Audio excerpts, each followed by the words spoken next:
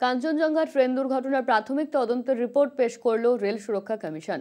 একাধিক জায়গায় গাফিলতির অভিযোগ, স্বয়ংক্রিয় সিগন্যাল বিকলের দুর্ঘটনা, ট্রেন পরিচালনা ব্যবস্থার গলদেই দুর্ঘটনা, অটো সিগন্যালের নিয়ম না জানার উল্লেখ রিপোর্টে।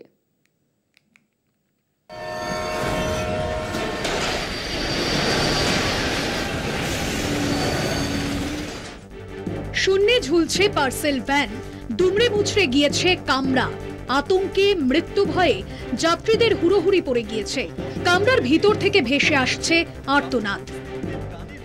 अचानक ऐसे झटका लगा ना, तो सब लोग एकदम हड़बड़ाहट से उठ गए। न्यू जलपाईगुड़ी से जस्ट बैठे ही थे, अचानक जोर का झटका लगा। कोई सोच भी नहीं सकता ना कि ऐसा कुछ हो सकता है।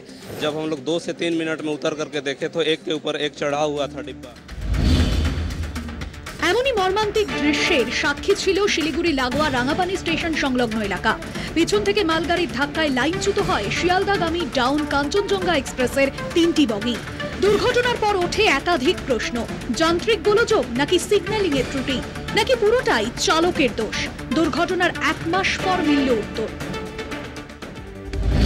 ট্রেন পরিচালনা ব্যবস্থার গলদেই দুর্ঘটনা। রেল সুরক্ষা কমিশনের পেশ করা প্রাথমিক রিপোর্টে উঠে এলো এমনই তথ্য। দুর্ঘটনার পর একতরফাভাবে রেল কর্তৃপক্ষ অবশ্য কাঠগড়ায় তোলে মালগাড়ির চালককে। प्रारंभिक इंफॉर्मेशन के हिसाब से ऐसा लग रहा है कि गुड्स ट्रेन के ड्राइवर ने सिग्नल को डिसरिगार्ड किया है और रियर एंड से कंचनजंगा को हिट किया। কিন্তু 1 মাস পর সামনে এসেছে একেবারে অন্য তথ্য, যা কার্যত আঙুল তুলে দিয়েছে রেল কর্তৃপক্ষের দিকেই। কি হয়েছে রিপোর্টে? তদন্তে একাধিক জায়গায় গাফিলতির অভিযোগ। কাঠগড়ায় রেল, স্বয়ংক্রিয় সিগন্যাল বিকল হয়ে যাওয়ার পরেই দুর্ঘটনা। অটো সিগন্যালের নিয়ম না জানার উল্লেখ রিপোর্টে। স্টেশন মাস্টার ও মালগাড়ির চালকের মধ্যে সমন্বয়ের অভাব। মালগাড়ির চালকের কাছে কোনো ওয়াকিটকি ছিল না। সিগন্যাল বিকল হলে কিভাবে ট্রেন চলাচল তা নিয়ে অভিজ্ঞতা ও দক্ষতার অভাব। যথেষ্ট অভিজ্ঞতা ছিল না স্টেশন মাস্টার ও মালগাড়ির চালকের। সমস্ত রেকর্ড তথ্য প্রমাণ খতিয়ে দেখেই এই রিপোর্ট পেশ রেল সুরক্ষা কমিশনের। রেলের পক্ষ থেকে প্রথম থেকেই একটা গা ছাড়া মনোভাব এবং বারবার করে তদন্তের আগেই লোকো পাইলটকে দোষী করে তাগিয়ে দেওয়া হচ্ছিল।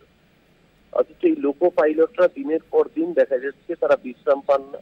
একটানা 16 ঘন্টা 18 ঘন্টা পর্যন্ত ডিউটি করতে হয়, কখনো কখনো টানা 4 দিন 5 দিন পর্যন্ত ডিউটি করতে হয়, যেটা একেবারেই সেফটি মেজার্সের পরিপন্থী। এখন কেন্দ্রীয় সরকার রেল পুনর্গঠনের জন্য যত বেশি প্রয়াস নিচ্ছে, অতীতে কোনো সরকার রেলকে আবার ঠিক মতো একটা সুস্থ জায়গায় আনার জন্য চেষ্টা কেউ করেনি। সেই জন্য মডিফিকেশনের কাজ যদি কেউ করে থাকে তো মোদী সরকার করছে। 2023 সালে করমণ্ডল দুর্ঘটনায় প্রশ্নের মুখে পড়েছিল রেলের সুরক্ষা। যাত্রী সুরক্ষার প্রতি কেন উদাসীন রেল? বুলেট ট্রেন নাকি নিশ্চিন্ত নিরাপদ পরিষেবা, কোনটা বেশি জরুরি? প্রশ্ন সাধারণ মানুষের। কলকাতা টিভি।